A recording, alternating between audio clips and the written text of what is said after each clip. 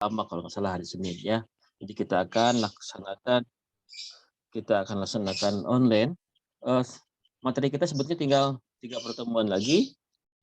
Sekarang revirgasi, minggu depan adalah kesetimbangan, dan yang terakhir adalah kita latihan soal. Nah, saya ingin nanti di minggu terakhir itu kita ketemu di kelas aja ya, supaya supaya apa namanya, kita ketemu di kelas, temu langsung lah di pertemuan sambil kita latihan soal ya, latihan soal menghadapi UAS ya. Eh, jadi nanti ujiannya seperti biasa open book, tapi nanti kita akan latihan di minggu terakhir. Sekarang tanggal berapa? Sekarang tanggal 12, 12, 12, sudah habis ya?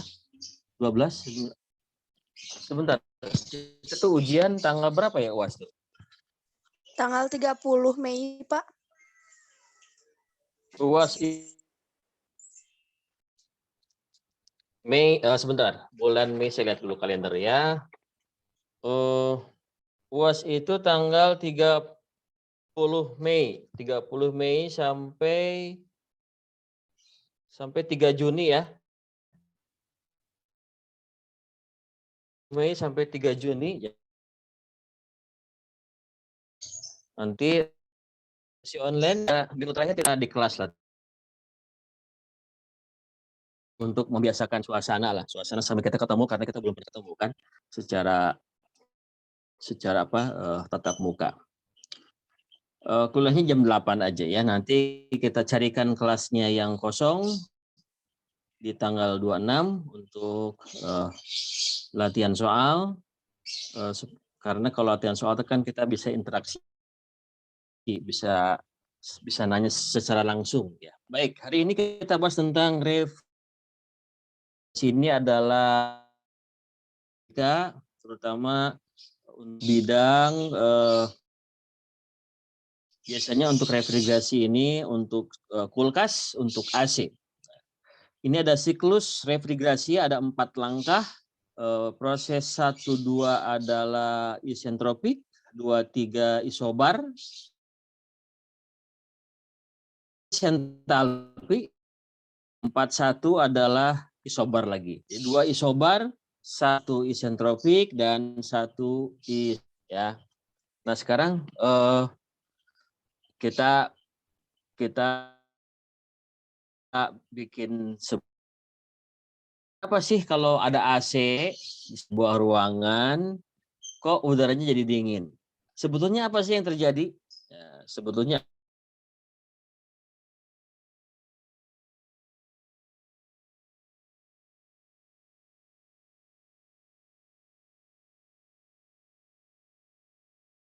ada AC. AC itu nanti AC sentral itu bisa di mall, di Gria, di Indomaret. Bukan Indomaret masih pakai karena kecil pasti masih pakai AC split. Kalau di Gria, di Borma ya itu pakai AC sentral. Jadi semua ruangannya pakai namanya udara ya, udara air handling unit begitu ya. Jadi udara yang masuk ruangan begitu. Misalnya kita ambil contohnya AC dia split yang nemplok di dinding. Nah, kenapa sih kalau ada AC di sebuah ruangan tiba-tiba udaranya jadi dingin? Karena panas ruangan diserap oleh refrigeran, amoniak, bisa hidrogen. Proses heat absorb ya. Panasnya diserap oleh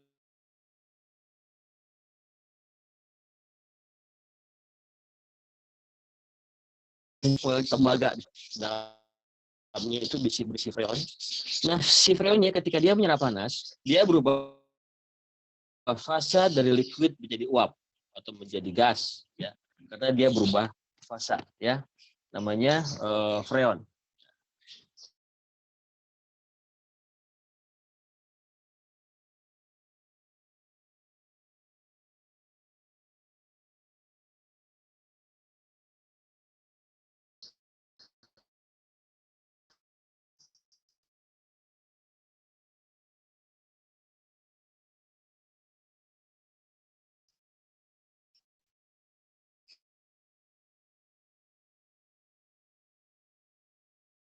ada perbedaan suhu harus bisa menjadi satu. Bapak maaf, suaranya putus-putus, Pak.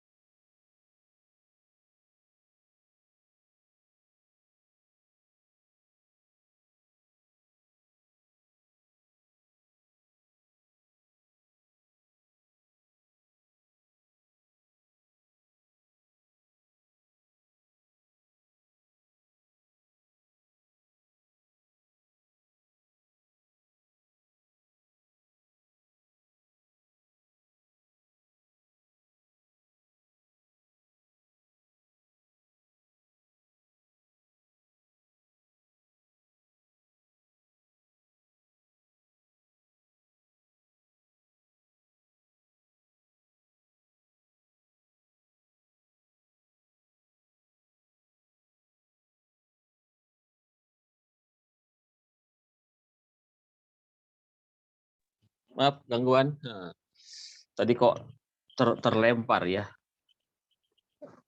Ya Pak, tidak apa-apa. Ya. Jadi proses 41 itu proses penyerapan panas. Kemudian setelah si freonnya itu berubah menjadi uap, kemudian dia ditekan, dikompresi dari tekanan rendah ke tekanan tinggi. Itu proses isentropik, low pressure ke high pressure. Nah, karena tekanannya naik, maka temperaturnya juga naik. Ya. Dan kenaikan temperaturnya harus lebih tinggi dari suhu udara luar. Ya, harus lebih tinggi. Nah, setelah itu, maka terjadi proses pelepasan panas dari freon ke udara luar karena ada perbedaan suhu. Misalnya kalau freonnya suhu 35 atau 40, udara luar suhu 25 ya. Maka panasnya dilepas keluar, makanya kalau Anda nanti di luar, kalau ada AC, ada kotak di luar tuh kita berdiri di depannya itu panas itu ya. Karena si panas freon itu dilepas keluar. Kemudian si freonnya menjadi liquid lagi. Ya, di liquid di titik nomor 3 liquid lagi, tapi suhunya masih panas ya, tapi liquid. Kemudian diekspansi, di throttling, tekanannya turun lagi ke titik 4 ya. Pada saat itu fluida menjadi dingin kembali ya, di throttling lewat expansor pump sehingga turun, kemudian ke proses 41 nyerap panas lagi ya. 1-2 ditekan, suhunya lebih tinggi daripada suhu udara luar, melepaskan panas ya. Liquid nomor 3 di throttling ke bawah. Jadi dia main di dua tekanan, tekanan bawah dan tekanan atas begitu ya. Oke, terus ke bawah. Contoh di kulkas, ada gambar kulkas di bawah. Naikin lagi Salsabila. Nah, itu ada kulkas ya. Kulkas tuh lihat. Nah, kulkas itu ada ruang freezer. Suhunya kira-kira minus 18. Dan di bawahnya ada ruang sayur atau ruang buah, atau ruang tempat minum ya, 3 derajat ya. Kita lihat di situ ada coil. Coil seperti sirkuit ya. Di situ berisi freon. Jadi panas dalam ruang freezer diserap oleh freon yang mengalir di sirkuit. Nah, kenapa yang daerah freezer itu lebih dingin karena sirkuitnya lebih lama di situ, lebih lama berputarnya sehingga dia memiliki kesempatan menyerap panas lebih banyak karena luas permukaannya lebih besar ya. Tapi kalau ke ruang buah, ke ruang sayur hanya sekali lewat. Jadi ngambil panas sisa aja. Jadi dia nggak cukup waktu untuk ngambil panas sehingga suhunya juga tidak lebih rendah daripada suhu freezer. Nah, kemudian di situ ada gambar semacam silinder, itu namanya kompresor yang bagian kulkas bawah tuh yang warna abu-abu tuh ya. Nah, nanti si freonnya itu akan ditekan sehingga tekanannya naik, suhunya juga naik, sehingga panas tuh, si freonnya tuh panas tuh. Nah, maka nanti terjadi pelepasan panas ke udara di belakang kulkas. Makanya kalau kulkas kita pegang belakang itu panas. Di situ ada sirkuit juga, sirkuit berisi freon panas karena ditekan dan panasnya dilepaskan ke udara di belakang kulkas. Nah, kemudian nanti masuk ke capillary tube ya, ke expansor pump ya, nanti terjadi proses isenthalpy, throttling di situ. Jadi nanti fluida freon cair panas tekanan tinggi jadi turun lagi ke tekanan rendah, suhunya dingin lagi. Ya, ketika tekanan turun, suhunya dingin lagi, nyerap panas lagi di ruang freezer. Terus begitu. Ya, jadi artinya kita bisa menikmati makanan yang dingin di kulkas, bisa menikmati kenyamanan udara dalam sebuah ruangan tuh karena memang di situ ada siklus refrigerasi ya. Siklus refrigerasi yang terus aja sibuk yang muter. Nah, nanti dia freonnya akan berhenti atau kompresornya akan berhenti kalau target suhunya sudah tercapai. Itu adalah gambar kiri ya, gambar kanannya itu sama. Jadi kalau daerah dingin ingin melepas panas ke daerah luar maka butuh W ya. Kan panas itu bergerak daripada tinggi ke yang rendah pingin ke yang tinggi dibutuh W ya. Kemudian naik lagi sedikit. Di bawahnya ada lagi kurva kayak kaos kaki ya. Nah, yang kanan dulu diagram pH tuh lihat tuh. Lihat proses 41, satu itu uap jenuh.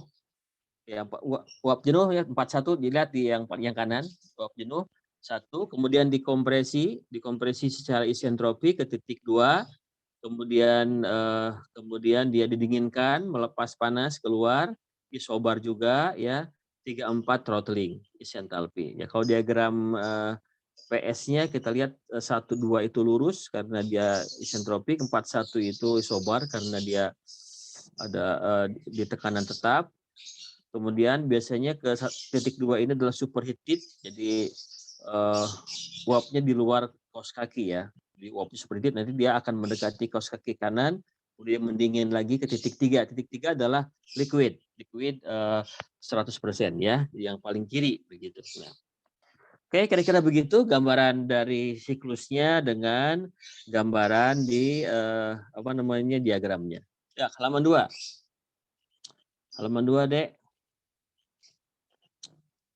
Oke, ini adalah penjelasannya. Proses 41 adalah cairan refrigeran berubah fasa dari cair menjadi uap jenuh pada tekanan tetap. Setelah menyerap panas dari lingkungan, misalnya ruang, gedung, atau rumah, atau freezer. Akibatnya lingkungan menjadi dingin. Kenapa panasnya diserap ya? Syarat refrigeran yang dipergunakan harus memiliki titik didih di bawah suhu. Jadi ketika refrigeran itu menyerap panas, dia mendidihnya itu di suhu rendah. Mendidih itu berubah fasa ya, berubah fasa.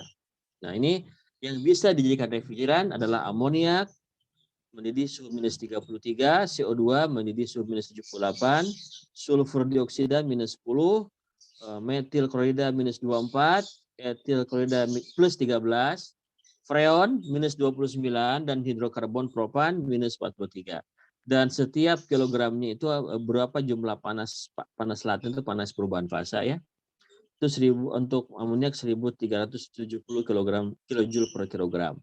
Untuk freon itu 167 kilojoule. Jadi per kilogramnya menyerap panas 167 kilojoule. Nah, itu gitu ya. Makanya refrigerannya dipilih yang bisa mendidih di suhu rendah karena dia punya tugas menyerap panas dalam ruangan. Kemudian dalam sistem refrigerasi itu ada namanya TR. TR itu adalah ton refrigeran. Ton itu bukan ton berat ya, tapi istilah 1 TR. Itu bisa menyerap 12.000 BTU per jam. 12.000 BTU per jam itu 1 TR. Nanti 1 TR ini nanti hubungannya dengan kilowatt AC yang dipakai ya. Nah, teman-teman kita yang kuliah di refrigerasi itu mereka juga sebetulnya mendalami ini semua. Jadi kalau kita misalnya akan memasang AC di sebuah ruangan, berapa daya AC yang harus dipasang ya, karena seringkali kita pasang AC kok masih panas itu misalnya bisa jadi kadar freonnya bocor atau memang beban panasnya itu berlebihan gitu. Ya, jadi kalau di teman-teman kita yang kuliah di refrigerasi, kalau kita akan memasang AC itu biasanya dihitung dulu berapa jumlah orang yang beraktivitas di situ. Karena tubuh kita kan suhunya sekitar 36, 37, sementara AC sekitar 24 atau 23. Pasti ada terjadi perpindahan panas dari tubuh keluar kan begitu. Makanya kalau di ruang AC sering dehidrasi ya, makanya harus sering minum begitu. Nah, kemudian juga harus dihitung juga berapa jumlah radiasi panas misalnya dari jendela, dari dinding, dari atap, dari lantai, mungkin kalau ada panas yang datang ya. Kemudian juga berapa jumlah lampu yang terpasang. Lampu itu juga melepaskan panas. Begitu pula jumlah alat elektronik yang ada, misalnya komputer ya, yang punya yang punya peluang melepaskan panas. Nah, itu dihitung semua, nanti keluar daya AC-nya. gitu ya. Jadi kalau misalnya ternyata kok AC-nya tidak nyaman, kok tidak enak, berarti ini apa namanya? Ngitungnya kurang ya, ngitungnya kurang. Ya, seperti misalnya kalau di Gria atau di Borma itu kalau biasanya kalau per meter persegi itu dihitung semua ya, per meter persegi itu sekitar 600 BTU per meter persegi. Itu kalau lagi normal, kalau lagi musim lebaran itu bisa sampai 800 BTU per meter persegi. Nah, itu dihitungannya begitu ya. Karena begitu banyak orangnya banyak, maka disetting daya apa disetting semburan udaranya menjadi lebih besar ya gitu. Kemudian proses 1-2 setelah cairan menjadi uap jenuh dilewatkan kompresor untuk menaikkan tekanan pada suhu dan tekanan tetap. Menaikkan tekanan dan suhu pada entropi tetap. Jadi nanti ketika ditekan suhunya naik, kondisinya isentropik. Target suhu yang dikehendaki harus lebih tinggi dari suhu kamar. Jika suhu kamar antara 25 sampai 30, maka refrigeran harus ditekan sehingga suhunya sekitar 35 sampai 40. Biasanya fase refrigeran pada fase superheated begitu ya. Jadi kalau kita akan menaikkan tekanannya harus lebih supaya dia harus lebih tinggi daripada suhu udara luar. Kalau bisa ditekannya sampai suhu 20 nggak bisa melepaskan panas ya. Jadi nanti nggak bagus begitu ya. Kemudian proses 2-3 karena suhu refrigeran lebih tinggi daripada suhu kamar, maka panas berpindah dari refrigeran ke lingkungan. Itu melewati koil ya, bukan berarti dibocorkan, tapi hanya panas yang dilepas lewat pipa ya, pipa tembaga biasanya. Akibatnya refrigeran menjadi liquid jenuh pada tekanan tetap ya. Nah, media pendingin pada lingkungan menggunakan udara atau air. Jadi misalnya kalau di kulkas kan menggunakan udara di belakang kulkas. Kalau AC udara di luar ya. Kalau di pabrik es itu disembur air, disemprot si perpipaannya itu ya, disemprot begitu. Nah, kemudian proses 3-4 cairan yang sudah menjadi liquid bertekanan tinggi dan suhu tinggi dilewatkan menuju expansion pump agar tekanan turun dan suhunya turun sehingga bisa menyerap panas kembali di siklus refrigerasi. Proses expansion pump beroperasi pada entalpi tetap atau di throttling begitu ya. Itulah yang terjadi di sistem refrigerasi sehingga kita bisa menikmati kenyamanan udara di sekitar kita ya karena apa namanya siklus tadi. 2 isobar, 1 isentropik, 1 isentalpi. Nah, gitu. Jadi sebetulnya termodinamika itu adalah ya tidak jauh dari itu ya. Isobar, isometrik, ya, isentalpi gitu aja pokoknya mah apapun. Itu kan ada siklus Diesel, siklus Otto, siklus Brayton, siklus Carnot itu pasti mainnya di gitu tahap-tahapan seperti itu. Oke, dalam refrigerasi ada istilah lagi COP. COP pernah kita sampaikan kemarin, yaitu Q absorb dibagi W kompresor. Q absorb dibagi W kompresor. Q itu sebetulnya adalah M kali delta H, ya. Tapi karena M atas sama M bawah sama, jadi M-nya hilang. Q absorb adalah H1 min H4, W kompresor H2 min H1. Ya, jadi gitu ya. Jadi artinya COP itu berapa panas yang bisa diserap per jumlah listrik yang harus diberikan lewat kompresor begitu ya. Jadi berapa panas yang diserap per jumlah listrik yang diberikan. Misalnya begini, kalau COP-nya 4 berarti apa? Panas yang diserap 4 watt, listriknya 1 watt gitu ya. Kalau COP-nya 4 artinya panasnya 10 watt panasnya misalnya 40 watt, listriknya 10 watt. Atau panasnya 400 watt, listriknya 100, kalau COP-nya 4 gitu ya.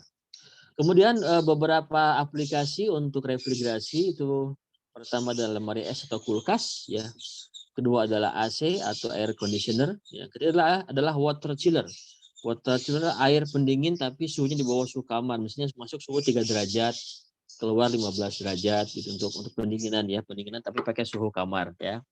Suhu di bawah suhu kamar. Kalau di soal kemarin kan ada pendinginan masuk 25 keluar 40, ini suhunya masuk 3 derajat keluar 15 derajat. Nah, itu pendinginannya pakai refrigerasi.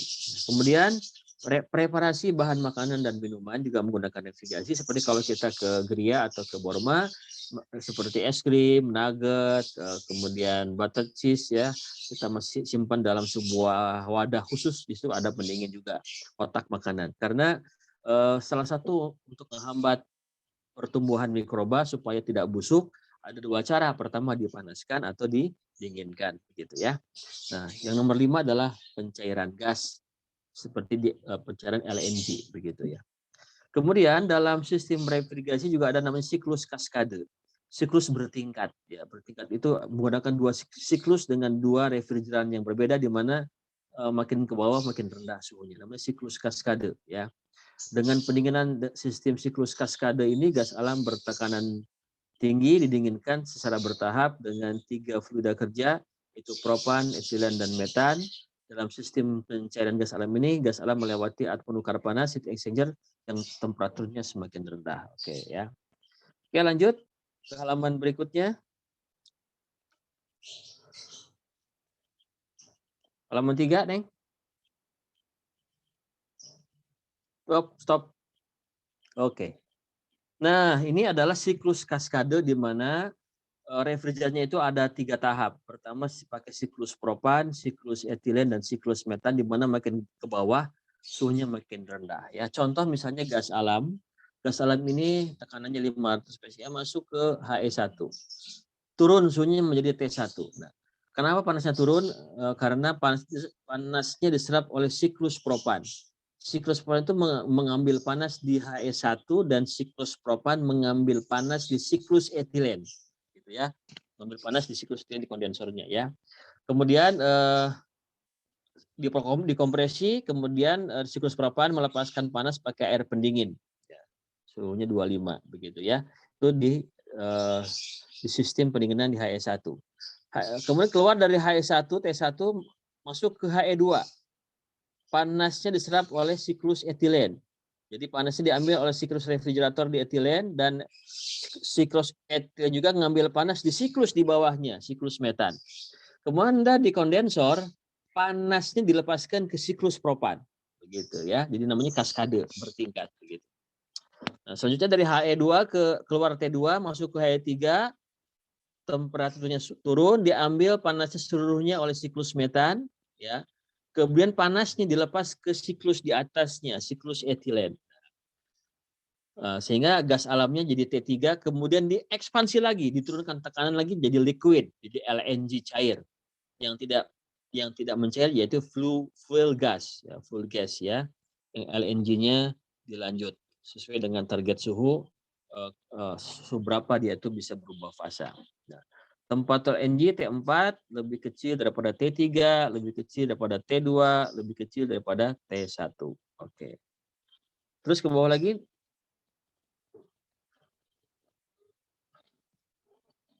Ya, kompresor untuk menaikkan tekanan dan suhu agar refrigeran bisa dikondensasi. Kemudian expansion pump untuk menurunkan tekanan dan suhu agar menyerap panas. Jadi gitu ya. Itulah keunikan sebuah teknologi refrigerasi, sehingga kita bisa manfaatkan untuk kenyamanan udara, untuk mendinginkan makanan, untuk membuat es batu, juga untuk meliquidkan gas alam dengan siklus kaskade ini. Ya. Oke, supaya tidak terlalu abstrak, langsung saja kita ke soal ya. Soalnya sudah saya kasih jawaban, tinggal nanti Anda melanjutkan ya. Untuk mengawetkan susu dari kerusakan akibat pertumbuhan mikroba, produk susu yang diperoleh dari peternakan sapi didinginkan oleh peralatan pendingin yang dikenal dengan cooling unit di pabrik pengolahan susu. Jadi kalau nanti Anda ke Pangalengan atau ke Lembang ya, biasanya para peternak sapi ini bawa semacam wadah khusus ya, terbuat dari aluminium atau baja tahan karat ya. Itu susu dari peternak itu dibawa ke tempat penampungan. Tempat penampungan biasanya ada semacam gedung khusus tuh di kelurahan atau di desa itu. Di situ nanti ada mobil pengumpul untuk mengambil susu daripada para peternak. Dan susu itu harus bagus, tidak boleh dicampur air. Ya, misalnya supaya liternya banyak, dicampur air. Gitu. Harga sekarang diterima dari peternak itu sekitar harga 5.000 sampai 6.000, tergantung berat jenisnya. Karena nanti akan ketahuan di berat jenis. Kalau nanti berat jenisnya itu tidak sesuai, campur air misalnya. Misalnya susunya 10 liter, campur air 1 liter, itu ketahuan ya, dan harganya akan turun, akan jatuh. Atau mungkin nggak diterima. karena tidak sesuai dengan spek yang dikehendaki. Maka sebelum diterima oleh penerimanya itu dicek dulu berapa berat jenisnya. Jangan sampai nanti air semua. Atau misalnya air dikasih susu bubuk. Nggak boleh ya, nggak boleh. Ini adalah bisnis kejujuran. Tidak boleh kita mengirimkan susu menipu, ya nggak boleh ya. Ngapain nipu, nggak berkah hidup ya, ngurangi timbangan, ngapain coba. Kalau memang jelek ya jelek aja begitu, jangan sampai tipu-tipu ya. Kalau Anda jual barang, kalau ada yang cacat juga harus terus terang, oh ini cacat, harganya dikurangi gitu ya. Atau memang jangan sampai nipu-nipu lah, beras dicampur, ini dicampur, nggak boleh ya. Harus jujur. Sepertinya akan untung tapi tidak berkah ya, begitu. Nah, susu cair itu ini masuk ya ke sistem pendinginan di pabrik pengolahan susu itu 400 liter per jam didinginkan dari temperatur 25 ke temperatur 4 derajat Celcius. Jadi ada melepaskan panas ya. Setelah melewati cooling unit, diketahui CP susu cair 3,85 kJ per kilogram derajat Celcius, densitas susu adalah 1,035 kg per liter. Media pendinginnya adalah freon yang bekerja 200 kPa di refrigerator dan 1 MPa di kondensor dalam siklus refrigerasi. Ya. Hitung beban pendinginan, kedua hitung COP dengan terlebih dulu menghitung H1, H2, H3, H4, kemudian tentukan temperatur freon di refrigerator dan kondensor, kemudian hitung laju alir sirkulasi refrigeran dan hitung kerja kompresor. Lanjut, halaman 4. Oke. Jika pabrik beroperasi 24 jam per hari, susu dibeli dari peternak Rp4.000 per liter, dijual 4.000. Ini harga lama ya, sekarang harganya udah naik katanya sekitar 5.000 ke atas ya. Ini harga lama nih, 4.000. Harga listrik adalah Rp1.500 per kWh. Hitung berapa keuntungan kotor per hari pabrik tersebut. Ini contoh ya. Baik. Kita lihat gambar kurva kaos kaki, diagram pH, proses 41 nyerap panas, 12 adalah kompresi, 23 adalah melepaskan panas, 34 adalah throttling atau isenthalpi. Kita lihat tuh bagaimana mekanismenya itu susu keluar dari sapi, itu suhunya 25 derajat Celcius dengan laju 400 liter per jam, masuk ke cooling unit. Cooling unit sehingga susunya turun. Itu bukan berarti freonnya dicampur susu, enggak ya, tapi perpindahan panas di coilnya ya, di coilnya ada perpindahan panas ya, tidak berarti susu murninya dikasih freon, enggak, cuma panasnya yang dipindahkan ya. Tetap mereka dalam pipa masing-masing ya. 4 derajat Celcius. Nah, di situ terjadi proses evaporasi. Si freonnya berubah fasa, tekanannya 200 kPa. Dikompresi sampai 1 MPa melepaskan panas keluar ke Ki ya. Kemudian di throttling ke bawah lagi dan seterusnya dia muter terus. Oke. Lihat gambarannya, lihat. Gambar kurvanya ya. Naikkan lagi, Dek. Naikkan lagi. Naikkan lagi kurvanya. Ya, oke. Nah, itu gambar merah ya. H4, H1, H2, H3. Nah, H4, H1, H2, H3. Jadi prosesnya lihat ya, proses H4 ke H1 itu 200 kPa. 200 kPa, kemudian dikompresi. Kompresi itu isentropik ya, sejajar dengan garis warna biru muda. Jadi dia sejajar. Prosesnya isentropik ya.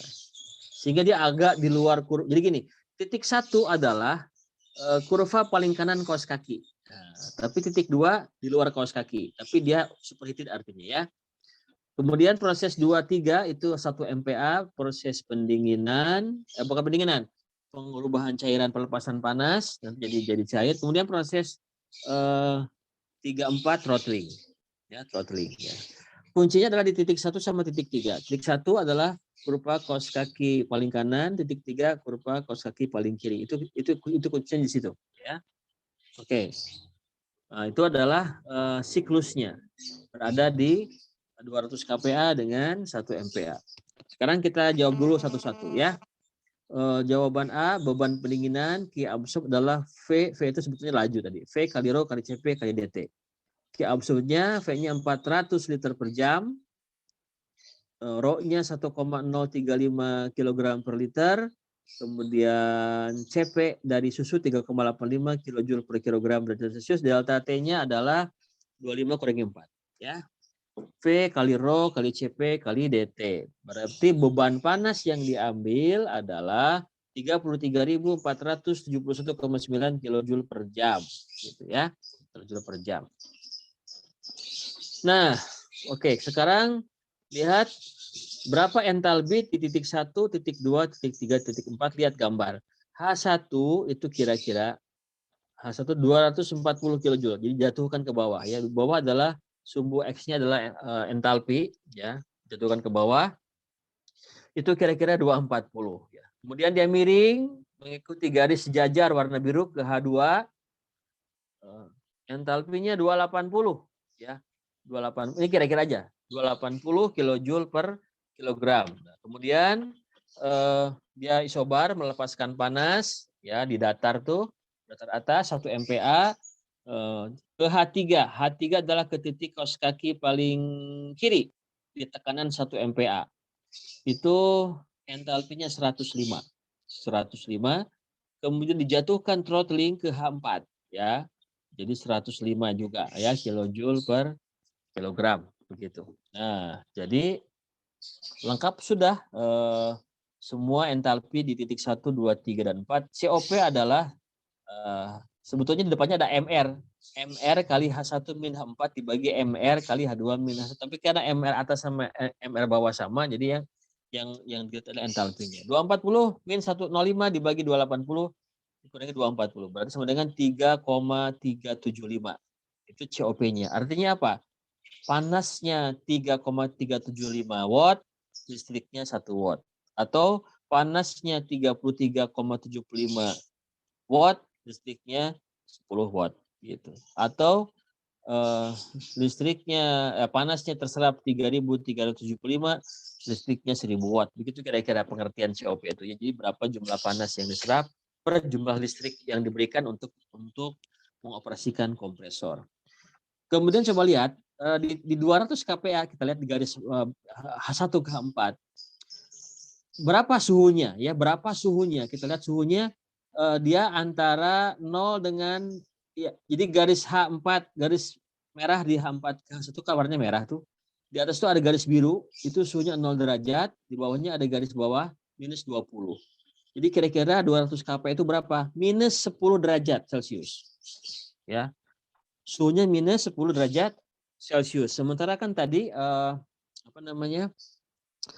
susu sapinya suhunya 25 sampai 4. Kalau masih lebih tinggi kan, makanya panasnya berpindah ke suhu minus 10. Ya.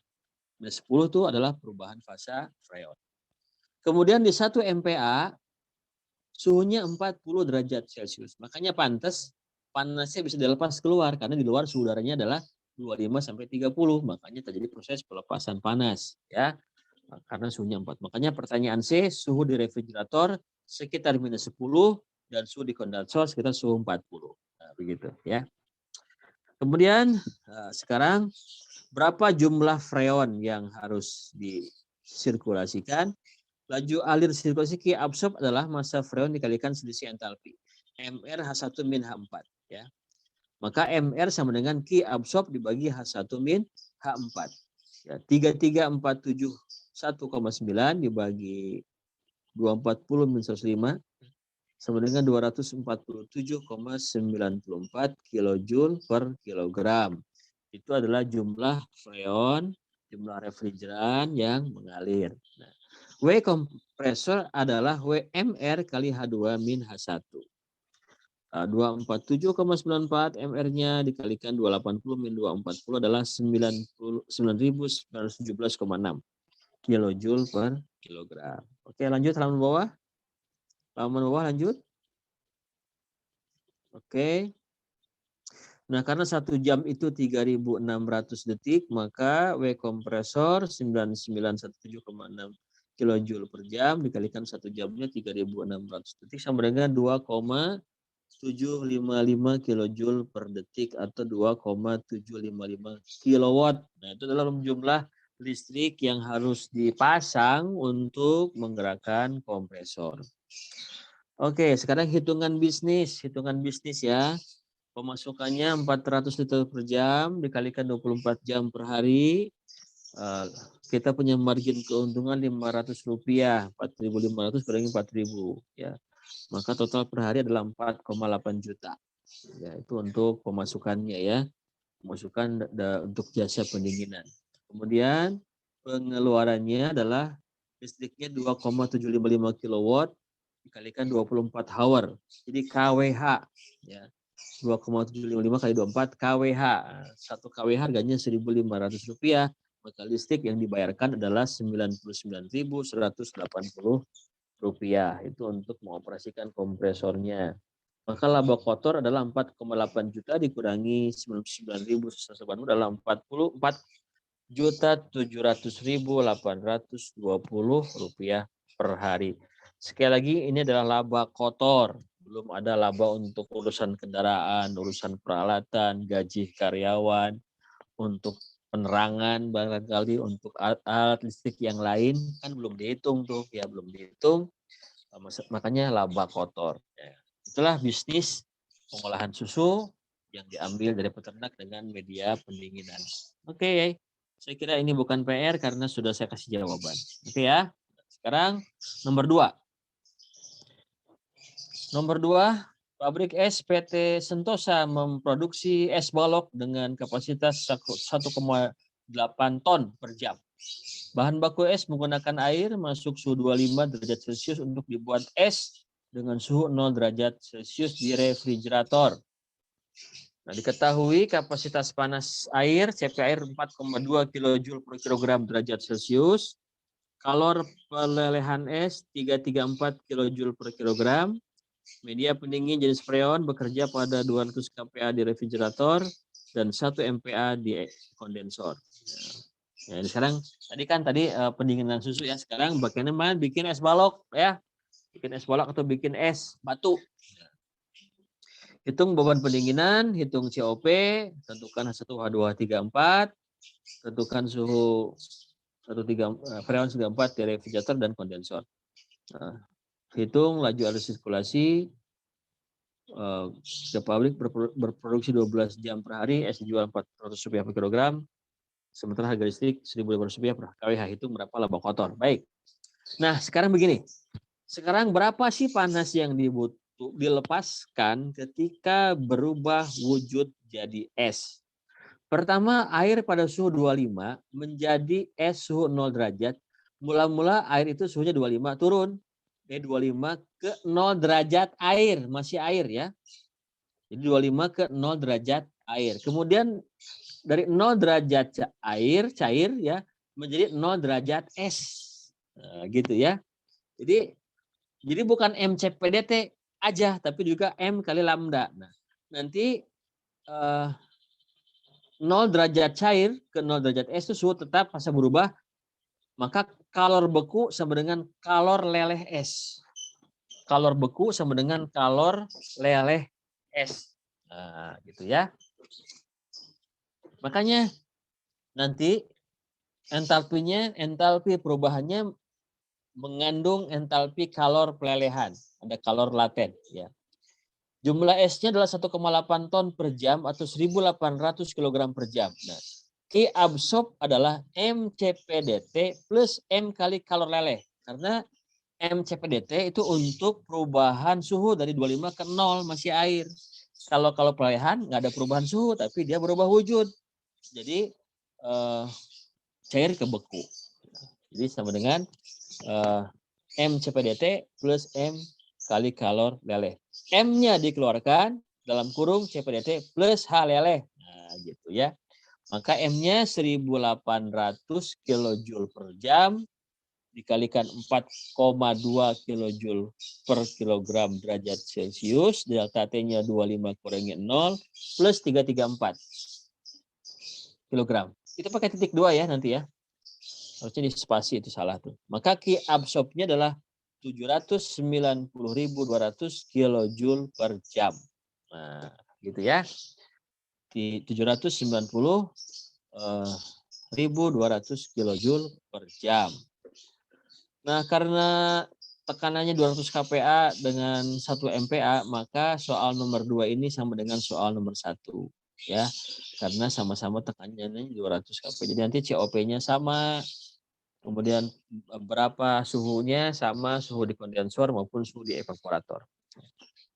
Oke, nah kemudian COP sama ya dengan soal nomor 1. Nanti MR dicari, Q absorb dibagi H1-H4, W kompresor adalah MR kali H2 min H1 dibuat kalor dalam kilowatt. Hitungan ekonomi pemasukannya berapa? Pemasukannya adalah 1.800 kilogram per jam dikalikan 12 jam per hari dikalikan 400 rupiah ya. Jadi 1.800 kilogram per jam dikalikan 12 jam per hari dikalikan 400 rupiah. Itu pemasukannya ya. Pemasukannya. Kemudian pengeluarannya adalah tadi kilowatt dari kompresor dikalikan 12 jam per hari. 12 jam per hari. Dikalikan 1.500 rupiah. Nanti hitung dalam 1 bulan berapa. Kalikan 30 hari ya. Berapa? Kalau tadi kan yang pertama soal tadi kan per hari ya. Ini per bulan. Ini dikalikan berapa kebutuhannya per bulan. Oke, nomor 2 PR ya. Tapi sudah PR-nya juga gampang ngerjakannya karena tinggal ngisi lah, tinggal dilanjutkan. Oke, nomor 2 sudah, nomor 3 sekarang. Nomor 3 coba naikin lagi. Terus deh. Oke. Sekarang AC. Nomor 3 dulu. Ketinggian nomor 3-nya. Oke. Sebuah ruangan berisi bahan-bahan kimia mudah menguap dijaga agar memiliki suhu 68 derajat Fahrenheit atau 20 derajat Celcius. Sementara suhu ruangan 86 derajat Fahrenheit atau 30 derajat Celcius. Nah, dinding ruangan memiliki koefisien perpindahan panas U sama dengan 0,9 BTU per hour feet persegi derajat Fahrenheit dengan luas efektif 1000 feet persegi. Jadi ini kita mengatasi radiasi panas dari luar ya lewat dinding. Karena kan suhunya 30 tuh. Karena panas, anggaplah daerah panas lah, misalnya daerah Surabaya atau Jakarta lah, atau Semarang ya. Nah, untuk mengatasi radiasi panas dipasang sistem AC, refrigeran, freon ya R134A dengan tekanan 100 kPa di refrigerator dan 800 kPa di kondensor. Hitung beban pendinginan, diketahui B1 BTU 1,05506 kJ. Hitung COP, hitung laju alir sirkulasi refrigeran, dan kerja kompresor dalam. Oke, lihat jawabannya ke bawah ya. Lihat jawabannya ke bawah, halaman 6.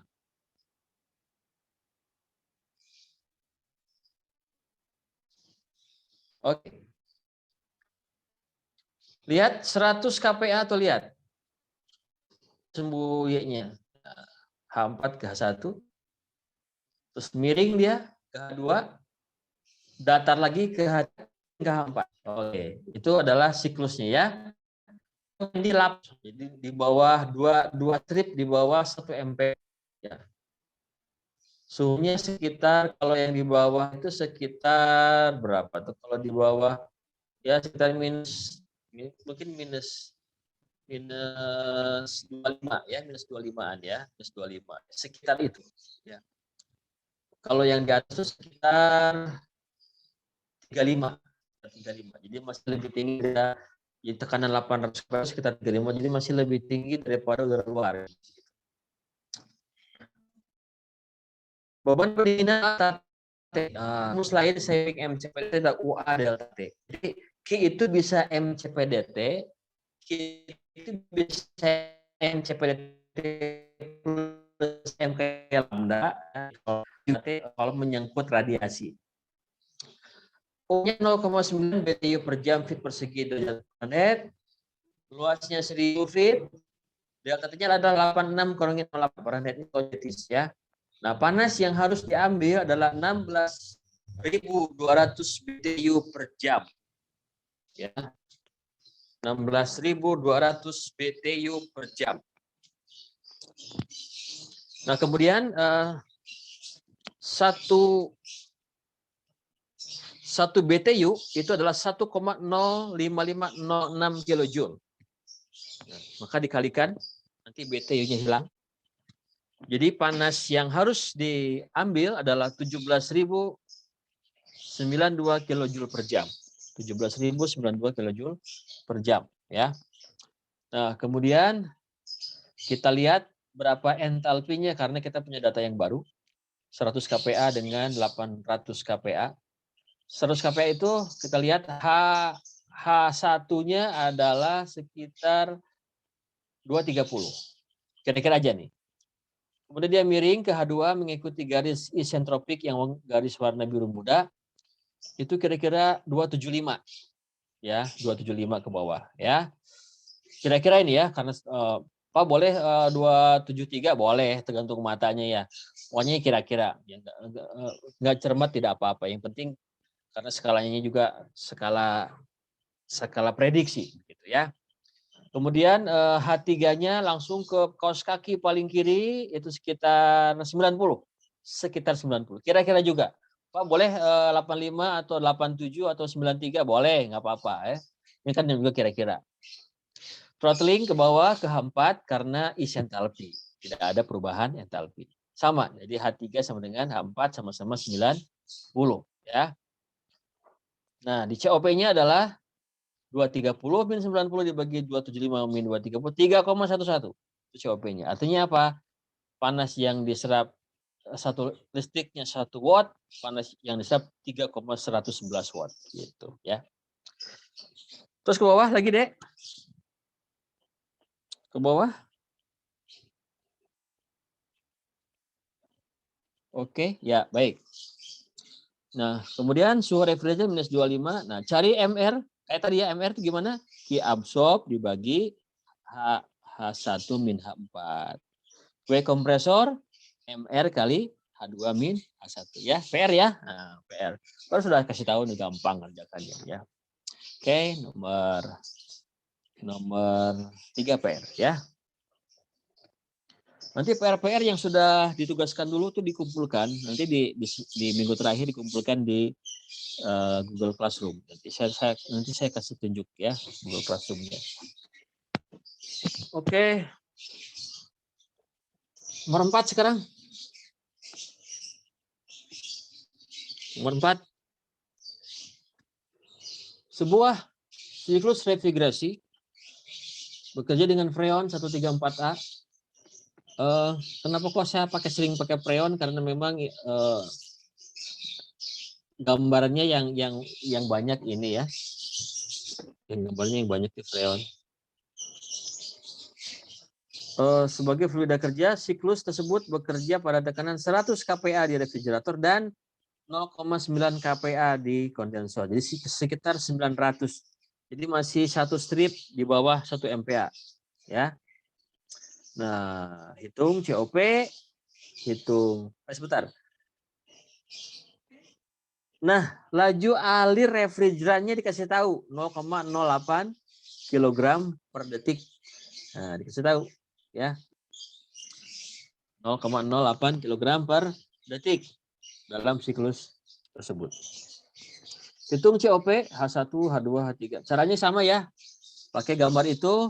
Nah, sekarang tekanannya adalah 100 dengan 900. Nanti Anda cari sendiri pakai gambar ya. Tentukan H1, H2, H3, H4, tentukan COP ya gitu. Hitung beban pendinginan, Q absorb dan W kompresor. Nah, dibalik sekarang jadi MR-nya 0,08 maka Q absorb sama dengan MR H1 min H4. W kompresor MR H2 min H1. Nah, gitu ya. Nomor C, jika beban pendinginan tersebut digunakan untuk mendinginkan air, water chiller, dari 10 derajat menjadi 3 derajat, CP air 4,2. Hitung berapa jumlah air dalam kilogram per jam yang bisa didinginkan. Nah, jadi Q air pendingin sama dengan Q absorb. Nah, jadi sama dengan M air dingin CP delta T sama dengan Q absorb. Delta T-nya adalah 10 kurangi 3, CP-nya 4,2. Jadi ketahuan berapa MR-nya. Nah, dan nanti lihat satuannya ya. Kalau per detik ya per detik. Nanti kalau dibikin per jam pendinginnya kalikan dengan 3.600. PR nomor 4 ya. Nomor 4 PR. Nanti dikerjakan. Nanti kalau ujian begini-begini juga sih. Nggak apa namanya. Terus ke bawah. Ke bawah terus. Nah, nanti lihat ya. Anda main di 100 dan 900. 0,9 ya atau 0,9 MPa atau 900. Ini ada tabelnya tuh. Kalau kira-kira di suhu 100 itu ya suhunya minus 26,4 ya. Kalau 900 itu sekitar 35,5 ya, 35,5 ya. Oke, nanti Anda kerjakan ya menggunakan gambar grafik kayak tadi yang warna merah tadi. Ikuti aja caranya begitu. Pertama 100 MPa ke titik paling kanan di uap jenuh, tarik miring mengikuti garis warna biru muda ke tekanan 0,9 MPa atau 900. Terus tarik garis ke kiri horizontal sampai menyentuh garis kaos kaki paling kiri di tekanan 0,9 MPa atau 900. Throttling ke bawah. Dan tahu berapa H1, H2, H3, H4.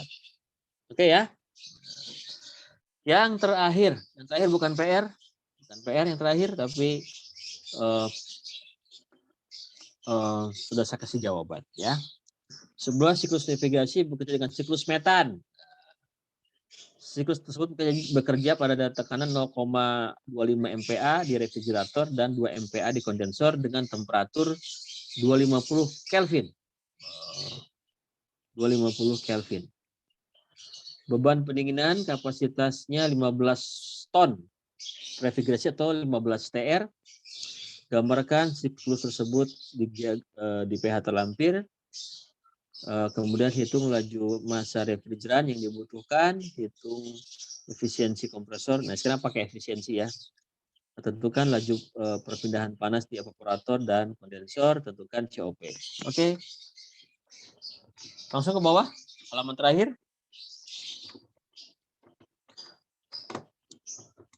Terus ke bawah. Nah, kita lihat tuh gambarnya ya. Ini siklus metan. Kita lihat sumbu X-nya ya. Sumbu X-nya ada di sebelah kiri. Titik 1 itu adalah 0,25. Nah, 0,5. Nah, seharusnya dia itu titik 1 kedua itu mengikuti garis isentropik. Ternyata melenceng.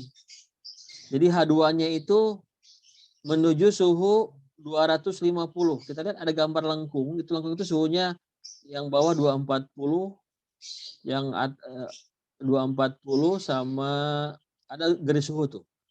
Ada garis suhu ya 400, 380, 360, 340, 320, 300, 280, 260. Nah dia 250. Dia ke 250 titiknya.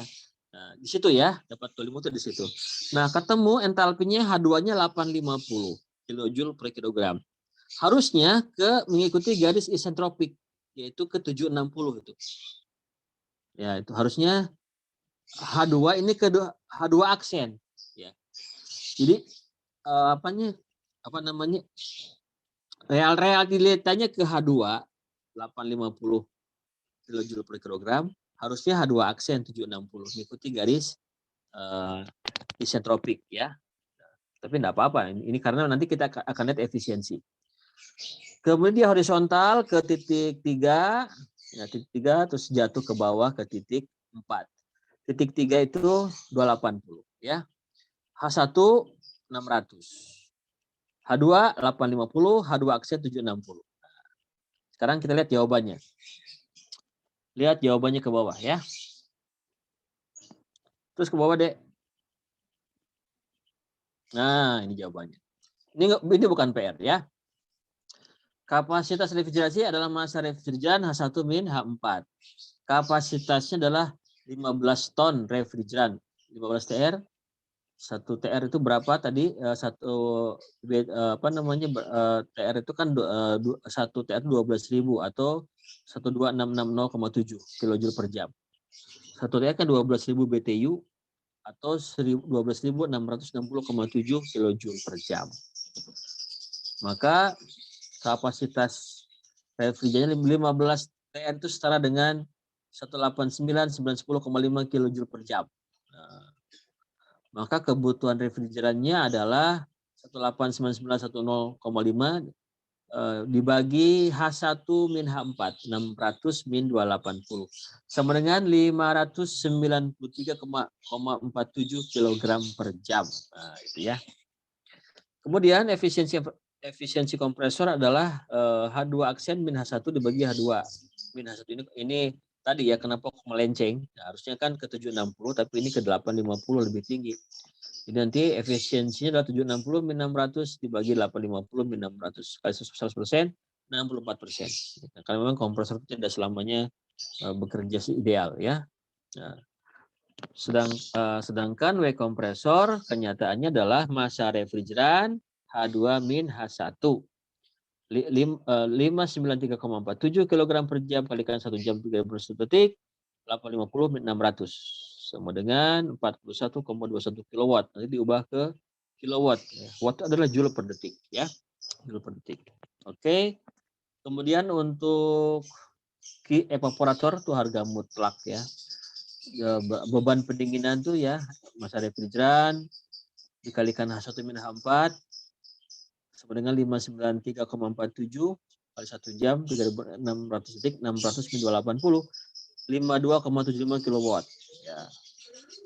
Kemudian panas yang dilepaskan ke atas ya massa refrigeran H3 min H2 yaitu pakai harga mutlak ini ya supaya tidak negatif.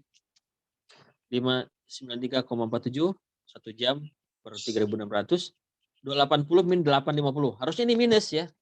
Karena melepasan panas, minus Q-nya minus harusnya. Tapi dibikin harga mutlak ya. Untuk menunjukkan jumlah panas bukan nggak pakai tanda negatif. 93,97. Maka COP adalah Q absorb per W kompresor. Q absorb per W kompresor adalah 52,75 dibagi 41,21 adalah 1,28. Oke. Selesai untuk kuliah refrigerasi hari ini. Cepat ya karena memang sudah saya kasih jawabannya lah. Saya kasih gampang supaya termunya nggak begitu susah ya. Ada pertanyaan sebelum diakhiri? Jadi soal PR-nya nomor 2, 3, dan 4. Itu juga gampang lah, tinggal ngisi ya, tinggal dimasukkan. Yang penting Anda paham dengan siklus ini. Ya. Itulah siklus refrigerasi. Ada pertanyaan nggak? Silakan. Oke, minggu depan kita masih kuliah online. Terakhir kesetimbangan. Nanti di minggu terakhir kita akan kuliah di kelas, ya. Kuliah di kelas sampai kita ketemuan, sampai kita latihan untuk melatih suasana kelas, suasana ujian. Karena kalau memang ujiannya online kan di rumah aja ya. Sekarang supaya Anda nanti ujiannya boleh buka buku, tapi tidak boleh kerjasama ya. Boleh buka buku. Nanti kita akan kuliah di ruangan di minggu terakhir aja ya. Sambil kita latihan soal untuk persiapan UAS. Dan saya akan bikin soal-soal latihan. Soal latihan mungkin tidak perlu dikumpulkan, tapi yang penting Anda mengerti. Anda mengerti bagaimana cara mengerjakannya. Oke, ada pertanyaan nggak? Silakan tanya mengenai refrigerasi.